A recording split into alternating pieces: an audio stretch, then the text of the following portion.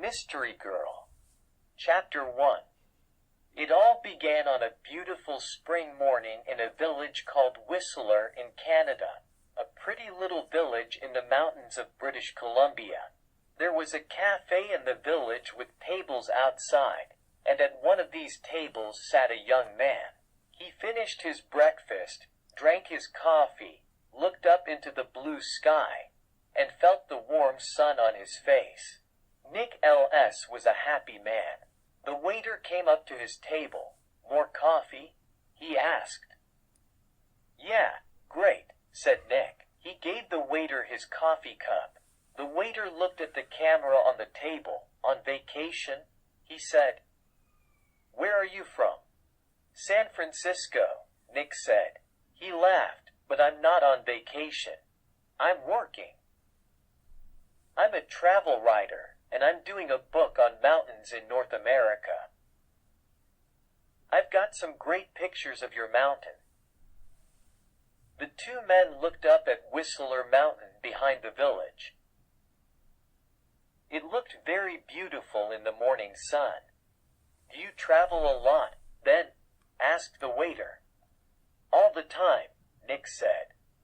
"I write books and for travel magazines. I write about everything, different countries, towns, villages, rivers, mountains, people." The waiter looked over Nick's head. "There's a girl across the street," he said. "Do you know her?" Nick turned his head and looked. "No, I don't." "Well, she knows you, I think," the waiter said. "She's watching you very carefully." He gave Nick a smile. "Have a nice day," and went away back into the cafe. Nick looked at the girl across the street. She was about 25 and very pretty. "She is watching me," Nick thought. Then the girl turned and looked in one of the shop windows. After a second or two, she looked back at Nick again. Nick watched her. She looked worried, he thought. What's she doing? Is she waiting for somebody? Suddenly, the girl smiled. Then she walked across the street, came up to Nick's table, and sat down. She put her bag down on the table. The bag was half open. "Hi, I'm Jen," she said. "Do you remember me?" "We met at a party in Toronto." "Hi, Jen," said Nick. He smiled. "I'm Nick, but we didn't meet at a party in Toronto. I don't go to parties very often and never in Toronto." "Oh," the girl said, but she didn't get up or move away. "Have some coffee," said Nick.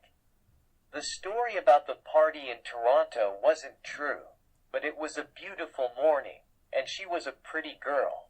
Maybe it was a party in Montreal or New York. The girl laughed. "Okay, maybe it was. And yes, I'd love some coffee." When she had her coffee, Nick asked, "What are you doing in Whistler? Or do you live here?" "Oh no," she said. I'm just traveling through." "I'm a travel writer," Nick said, "and I'm writing a book about famous mountains." "That's interesting," she said, but her face was worried, not interested when she looked across the road again. Chapter 2.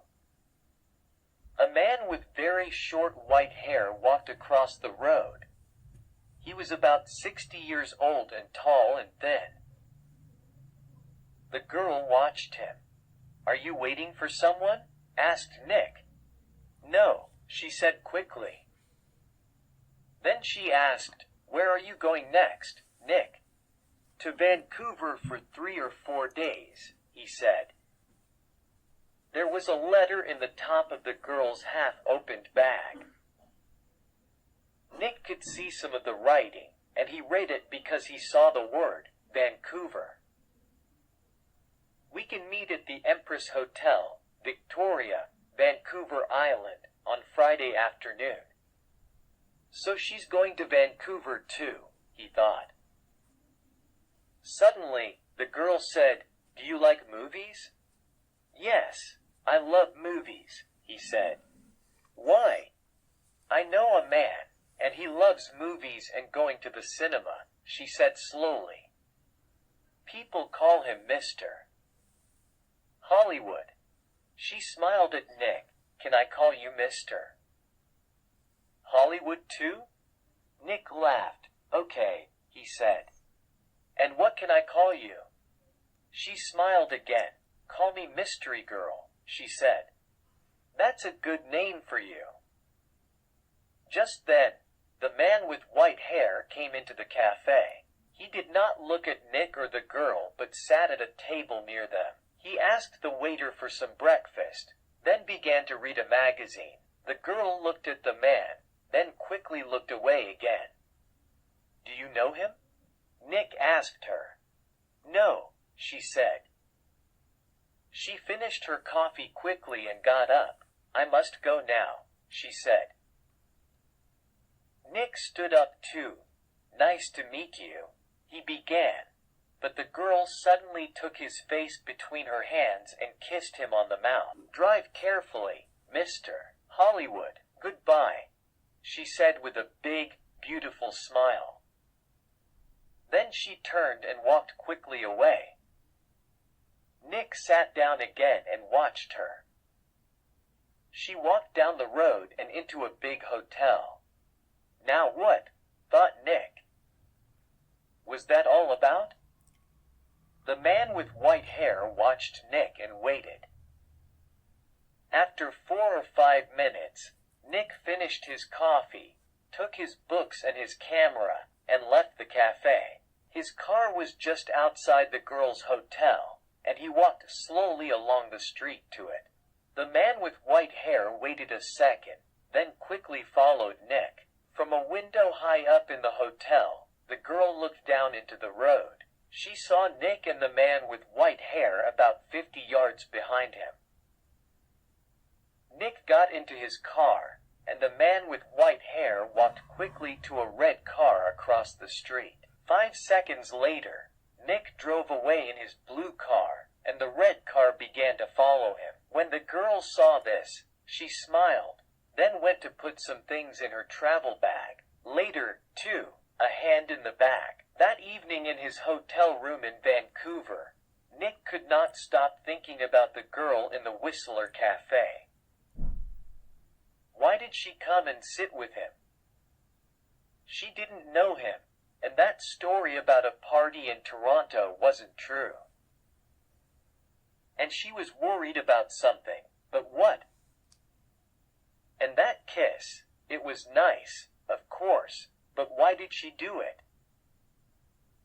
Maybe she liked my face, Nick thought, or my brown eyes. But I'm not going to see her again, so it doesn't matter. Forget it. He put some money in his pocket and went downstairs to the hotel restaurant. But there were no free tables, so he walked down to Gastown and found a restaurant there. After dinner, he went for a walk. Vancouver was a friendly city, and Nick liked walking through Gastown and Chinatown, looking in the shops and watching the people. It was nearly dark now, and it was a busy time of the evening. There were a lot of cars and a lot of people. After a time, Nick began to walk back to his hotel. He came to a busy street and waited with a small crowd of people to go across. A tall woman in a blue dress stood next to him. She turned and smiled at him. "It's the first warm evening of spring," she said. "It's nice to be out after the long, cold winter." "Yeah," said Nick. "It's great." Suddenly, there was a hand in his back, and the hand pushed Nick into the road. Nick fell on his face in front of a big green car. People screamed, but the green car stopped only inches from Nick's head. The woman in the blue dress ran into the road and pulled Nick to his feet. "Are you okay?" "What happened?" she said. The driver of the green car shouted angrily at Nick, but Nick did not hear him. "Somebody pushed me," he said to the woman. "I didn't fall. Somebody pushed me. I didn't see anybody." Nick looked at the faces of the people near him, but he didn't know them. Then he saw a man's back. The man was tall and thin and had very short white hair. He walked quickly away. "Hey, you!" Nick shouted, "Wait!" But the man did not stop, and he was soon lost in the crowds. "Did he push you?" asked the woman in the blue dress. "I don't know," Nick said. "Do you know him?" she asked. "I don't know his name," Nick said, "but I know that short white hair." Now, where did I see it before? Chapter 3. The woman began to move away. "I must get home," she said. "Are you okay now?" "Yeah, I'm okay," Nick said. "And thanks." "Thanks for your help." "That's okay," the woman smiled. "Be careful now." Back in his hotel, Nick sat on his bed and thought it was an accident. Nobody pushed me. It was an accident. Nobody wants to kill me. And there are hundreds of men in Vancouver with white hair. It was 1 o'clock in the morning, but Nick couldn't sleep. He listened to the cars in the road, and he looked at the night sky through his hotel room window. Then he sat at the table and tried to write some more of his book about mountains, but he couldn't think about his work. He got back into bed.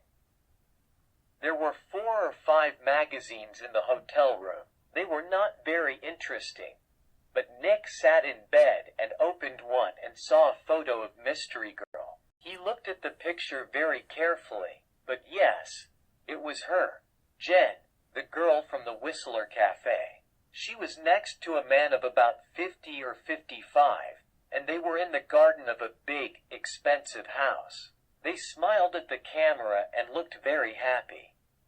A Canadian millionaire, Howard Hudson, and his daughter Meg, it said under the picture. At their home in Toronto. Meg Hudson, not Jan, not Mystery Girl. Meg Hudson, the daughter of a millionaire. Nick read it again. Why did she come and sit with me in the cafe at Whistler? He thought. Millionaires' daughters don't sit with strangers in cafes and then give them a big kiss when they leave. Why did she do it? What did she want? He thought back to the cafe in Whistler and the girl next to him at the table. Then he remembered something. He remembered a man at a table near them in the cafe. A tall, thin man about 60 years old. A man with very short white hair. Nick didn't sleep much that night. A walk in the park the next day was Thursday. Nick stayed in his hotel room and wrote about mountains all morning. Then he drove to Stanley Park in the afternoon. He sat and read a book for an hour. Then he went for a walk under the tall trees. There was nobody here. It was quiet, and he could walk and think. He thought about Meg Hudson and about the man with white hair. Did he know Meg Hudson? Did she know him? He remembered Meg Hudson's last words. "Drive carefully, mister." Hollywood. Why did she say that? Why did she call him mister? Hollywood? He didn't understand any of it. Suddenly, he heard a noise. He stopped. That was a gun. he thought. There's somebody in the trees with a gun. There it is again. Then something hit the tree over his head. Somebody is shooting at me, Nick thought. He turned and ran, and somebody began to run after him. Nick ran through the trees. There was no sun in here, and it was half dark, and there were no people, nobody to help him. I must get to my car, Nick thought, find some people, the police. He ran on. He could still hear the gunman behind him, so he ran faster. After 3 or 4 minutes, he stopped and listened. It was all quiet. Nick was afraid. What's happening? He thought. Why is somebody shooting at me? First, a hand pushes me in front of a car, and now somebody is shooting at me. He waited another second or two, then walked quickly back to his car. He was very careful. He looked and listened all the time, but nobody came out of the trees, and nobody shot at him. Then he saw people, women with young children, some boys with a football, 2 men with a dog. He began to feel better. Nobody can shoot me now, he thought, not with all these people here. 10 minutes later, he was back at his car. There was a letter on the window. Nick read it. It said, "I'm going to kill you, Mr. Hollywood." Nick drove to the nearest police station. He waited for half an hour. Then a tired young policeman took him into a small room. Nick told his story, and the policeman wrote it all down. "So what are you going to do?" asked Nick. "Nothing," said the policeman. "Nothing," said Nick. "But somebody shot at me, Mr. Lords," the policeman said tiredly. "How many people are there in this town with guns?" "I don't know," said Nick. "But you didn't see the gunman. Was it a man, a boy, a woman?" "Color of eyes, long hair, short hair. You don't know because you didn't see anybody. Maybe it was an old girlfriend. Maybe somebody doesn't like your travel books, Mr. Lords." "But what about the man with white hair in Whistler?" said Nick. "The girl Meg Hudson called me Mr. Hollywood in the cafe, and this man heard her. And now I get a letter to Mr. Hollywood on my car. Who is this Mr.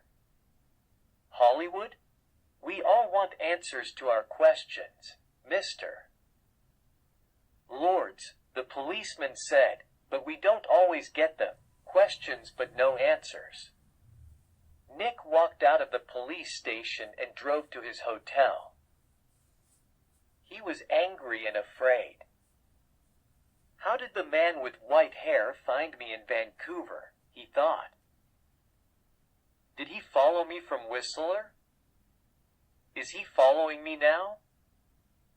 Maybe he's staying at my hotel, too, in the next room, with his gun.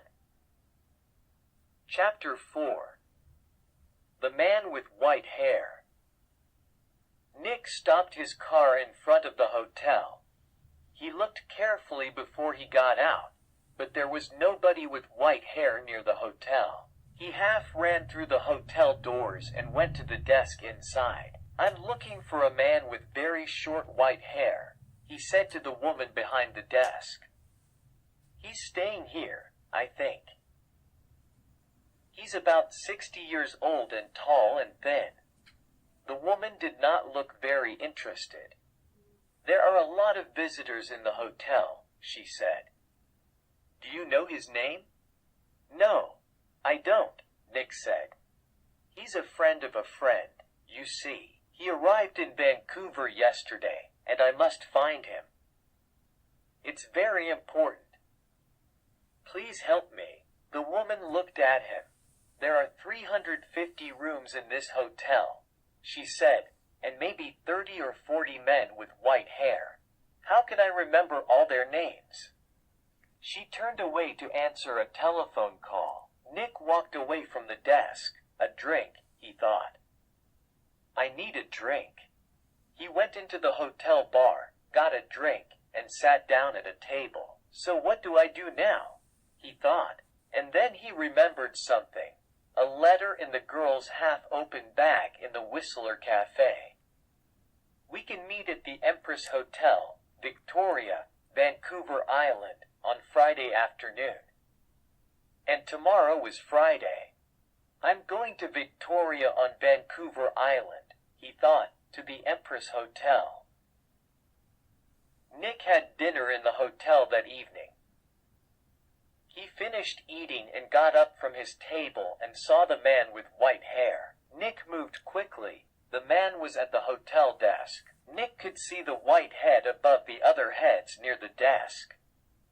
"Excuse me," said Nick. He pushed past the people in the hotel restaurant. A small boy ran in front of him, and Nick ran into him. The boy and Nick fell down on the floor. The boy began to cry. "Hey," said a woman behind Nick. "I'm very sorry," said Nick. He got up and helped the boy to his feet. "Are you okay?" he asked the boy. "Be more careful next time," said the woman. Nick moved away quickly, but when he looked back at the hotel desk, he couldn't see the man with white hair. He pushed through the crowd of people. "That man!" he shouted at the woman behind the desk. "That man with short white hair. Where did he go?" The woman looked at Nick. "Mr. Vickers," she said. "I don't know. Vickers, is that his name?" said Nick. "What's his room number?" "I'm sorry, I can't tell you that," the woman said. "But I need to," began Nick. The woman turned away to answer the telephone. After a second or two, Nick went upstairs to his room. "Vickers," he thought. "Does Meg Hudson know Mr. Vickers?" he thought. "Does Meg Hudson know Mr. Vickers? I need some answers, and I need them quickly." Vancouver Island. Tazen was about 23 miles south of Vancouver. Nick drove there in his car the next morning for the 1 o'clock ferry to Vancouver Island. Every 5 minutes, he looked behind him. The road was busy with black cars, white cars, red cars, and green cars. Red cars, green cars. Maybe Vickers was in one of them. At Tazen, Nick drove his car onto the ferry. There were a lot of cars and crowds of people. Nick got out of his car and walked up and down the ship. He looked for a man with white hair, but he didn't see one. Soon, the ferry began to move, and Nick felt better. He found the ferry restaurant and got something to eat. More people came in, and Nick looked at the faces of all the older men. Some had hats on, so he looked for somebody tall and thin, but there was nobody. Maybe he's not on the ferry, Nick thought. Maybe he's back in Vancouver. Later, Nick walked around the ship again. Once, he thought he saw the man with white hair in the crowds, but he could not be sure. 90 minutes after leaving town, the ferry arrived at Swartz Bay on Vancouver Island, and Nick went back down to his car. Swartz Bay was 20 miles north of Victoria. Nick drove quickly and again looked behind him every 4 or 5 minutes. Once he saw a red car about 200 yards behind him. Did I see the car on the road from Vancouver to Tazen? He thought. He drove more slowly, but the red car still stayed 200 yards behind him, and Nick couldn't see the driver's face or hair. Soon, he was in the busy streets of Victoria, and Nick didn't see the red car behind him again. Victoria was a city of gardens and beautiful old buildings. Nick liked Victoria very much, but today he wasn't interested in gardens or buildings. Chapter 5.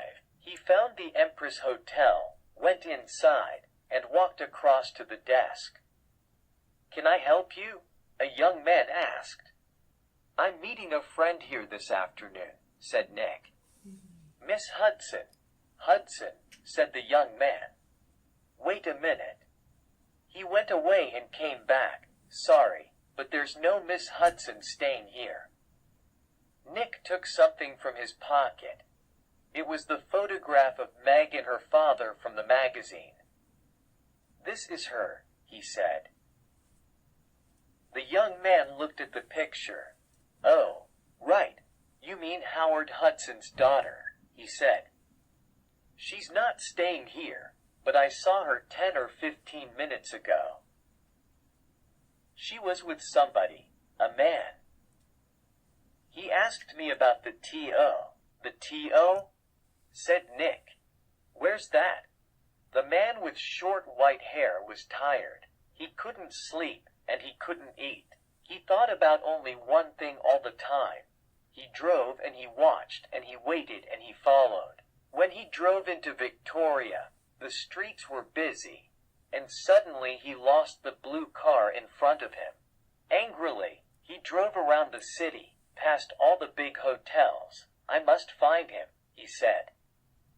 "I must do it today." Then he saw the Empress Hotel, and in the street outside it, a blue car.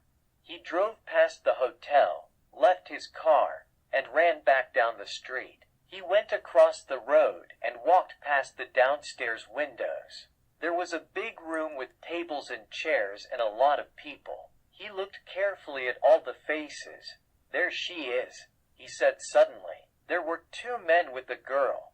He couldn't see their faces, only the backs of their heads. But one of the men was in a green shirt. "Mr. Hollywood," the man said and smiled. "Goodbye, Mr. Hollywood." All in the street turned to look at him, but the man did not see them. He walked up to the doors of the hotel and put a hand into his pocket. Inside, the gun was cold and hard. A tea party. Meg looked through the doors of the tea room in the Empress Hotel. Meg Hudson sat at a table with a man. The man was about 30 or maybe a year or 2 younger. He was tall and brown from the sun. He wore a white shirt, white trousers, and white shoes. He said something to Meg, and she laughed. She looked very happy.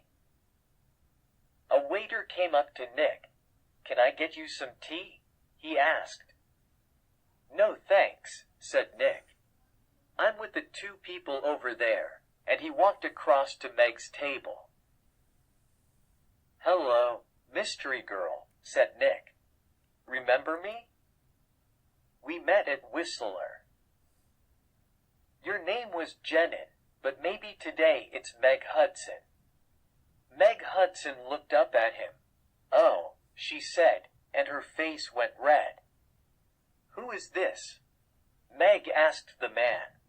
"This is Nick," said Meg. "He's a writer." "Nick, this is Craig Winters, sometimes called Mr. Hollywood," said Nick. "Maybe, but how did you know that?" asked Craig Winters. "I guessed," said Nick. "And I think I'm beginning to understand. Can I ask you a question, Mr. Winters? Does somebody want to kill you?" Craig Winters's face went white. "Kill me?" "What are you talking about?" asked Meg. "Before I tell you, answer this question, please," said Nick. "You called me Mr. Hollywood in Whistler, and you wanted the man at the next table, the man with white hair, to hear you. Is that right?" Meg Hudson did not answer at first. Then she said quietly, "Yes." "Why?" asked Nick. I wanted him to follow you and not me, replied Meg. Why? Nick asked again. I think he's a detective, said Meg, and I think he's working for my father. I saw him soon after I left Toronto. He followed me. Meg put her hand on Craig Winters's arm. My father doesn't like Craig. A month ago, he told me not to see Craig again. I'm not happy, and he knows that. I think he guessed that I'm meeting Craig, and now he wants to find Craig and stop him from seeing me. Stop him? Said Nick. Or kill him? No, Meg Hudson said. Daddy doesn't. The man with white hair pushed me in front of a car in Vancouver, Nick told her, and he shot at me in Stanley Park. What? Said Meg. Tell me about this man with white hair, Winters said suddenly. Nick looked at him. He's about 60, and he's tall and thin, he said. Do you know his name? Vickers, said Nick. Craig Winters suddenly looked ill, did he? Did he follow you to Victoria? Did he follow you here? I don't know, said Nick. He watched Winters. You're afraid of him. Why? Why does this man Vickers want to kill you, Winters? Before Craig Winters could answer, Meg's face went white. Oh no, she said, look over there by the door. Nick and Craig Winters turned to look at the door of the tea room. Stood the man with white hair. He looked up and down the room, and then he saw them and began to walk across to their table. His hand was in his pocket. For a second or two, the three people at the table did not move. Then Craig Winters jumped to his feet. That's Mr. Hollywood, he screamed, that man there, and he pointed at Nick. The man's hand came out of his pocket with a gun. This is for Anna, he shouted. Nick moved very fast. The table went over, and Nick was down on the floor in a second. The shot went over his head, and Meg screamed at the same time. Craig Winters shouted out and put a hand on his arm. There was blood on his white shirt. Then more people began to scream, and two waiters pulled the man with white hair down onto the floor.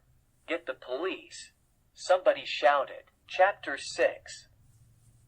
At the police station, it was 7:30 p.m. Nick and Meg were in a room at the police station. The man called Vickers was in a different room with 3 detectives. There was a doctor with him, too. Craig Winters was at the hospital. The door opened, and the detective came in with 2 cups of coffee. He put them down on the table and turned to go out again. Detective Edmonds, Meg said, did the hospital call? Is Craig going to be all right? Detective Edmonds said, yes, he's going to be okay. Can I call the hospital now? Yes. Meg, I'd like you to wait, said Edmonds. Detective K is going to be here in a minute.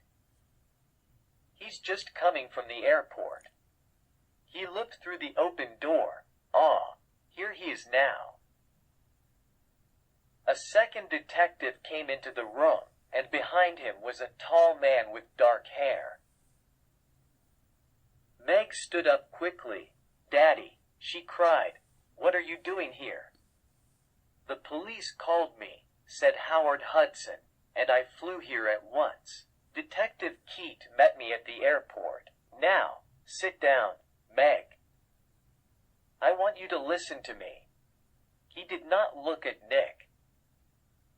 Meg sat down, and her father took her hands. Meg, last week, Johnny Vickers came to my house. He wanted to talk about his daughter. You remember Anna, Meg? 3 months ago, she jumped off a bridge in Boston and died. She was young, beautiful, rich, and she didn't want to live. Why? Because she loved a man, and the man took her money, ran away, and left her. The man was called. No, said Meg, no. Yes, Meg, yes. He was called Mr. Hollywood, said her father. No, shouted Meg. She began to cry. That's right, Miss Hudson, said Detective K quietly. To you. He gave the name Craig Winters. When Anna Vickers knew him, he was Carl Windsor, but he liked all his girlfriends to call him Mr. Hollywood. He took nearly $50,000 from Anna Vickers, and there was a girl before that. No, it's not true, Meg shouted.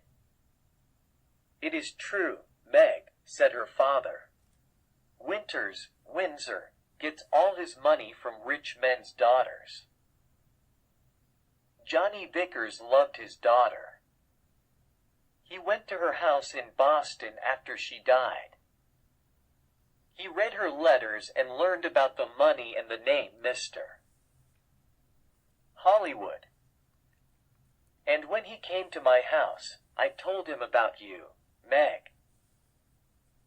I said, my daughter's got a new boyfriend, and she calls him Mr. Hollywood. I don't like him, but I can't stop her. She's going away to meet him next week, I think. What can I do? Johnny put his hand on my arm, and he said, don't be afraid for your daughter. I'm going to find that man and stop him. Meg said nothing. Her face was very white. For a minute or two, nobody spoke. Then Detective Edmonds said, Vickers told us all about it, Miss Hudson. He followed you to Whistler and saw you with Nick. Meg began to understand, with me in the cafe, and Meg called me Mr. Hollywood. Howard Hudson looked at Nick. You're the travel writer guy, right? Nick Lords, said Nick. Vickers nearly killed me. He shot at me twice, Nick added. But Howard Hudson was not very interested in Nick. He looked at his daughter again. How much money did you give him? Meg, he said. I gave him $225,000, said Meg, only for 2 or 3 months. She began to cry again. Well, you can say goodbye to that money, said Hudson angrily. What's going to happen to Vickers? Nick asked. Detective Edmonds, hospital, I think, said Edmonds. Okay, he shot at you, and about 50 people saw him, but he's not a well man. The doctors are going to put him away in a hospital. Howard Hudson stood up. Okay, Meg, I'm going to take you home. My plane is waiting at the airport. Meg followed her father to the door. Then she remembered Nick and turned. I'm sorry, she said. I got you into all this. I called you Mr. Hollywood. That was wrong, but I didn't know. It's okay, said Nick. You know everything now, and it's better to learn it now than later. $5,000 later. A nice smile took the evening ferry back to Vancouver. He was tired and hungry, so he went down to get some dinner in the ferry restaurant. The restaurant was busy, and there was only one free table. Nick sat down quickly and began to eat. I must get back to work tomorrow, he thought, and forget about millionaires' daughters and men with guns. Excuse me, somebody said, can I sit with you? Nick looked up. There was a pretty girl next to his table. He got up. It's okay, he said. You can have this table. I don't want it, and he began to move away. Please don't go, the girl said. Stay and finish your dinner. She smiled at him. It was a nice smile, but Nick knew all about nice smiles. I'm not hungry, he said, and he walked quickly out of the restaurant.